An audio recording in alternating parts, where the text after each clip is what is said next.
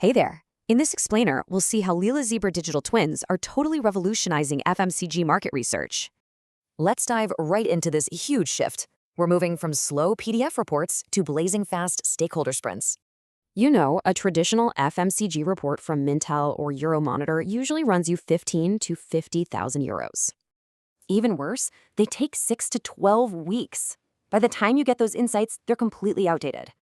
But wow, Lila Zebra totally flips the script, delivering that exact same strategic depth in just 48 hours.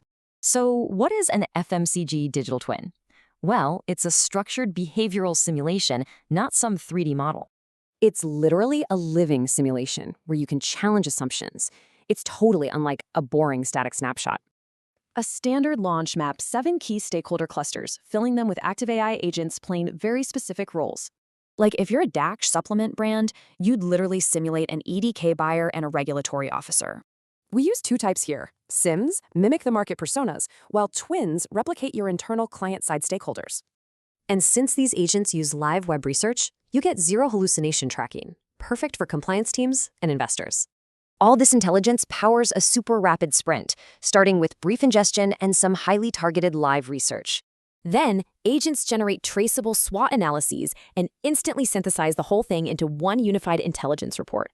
Boom. By Wednesday, you've got 12 stakeholder SWOTs, 10 top commercial insights, and a really detailed conflict map. This is an absolute game changer for EU regulatory launches, where IFSA timelines can drag on for 18 months. This simulation lets brands find formulation pathways with the fewest regulatory blockers before dropping cash on expensive R&D. This crazy smart intelligence infrastructure is exactly why giants like Mondelez are launching their products 5 times faster.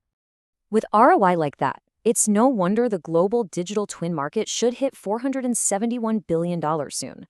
So, tell me, is your next product launch running on dynamic intelligence or just some outdated information snapshot?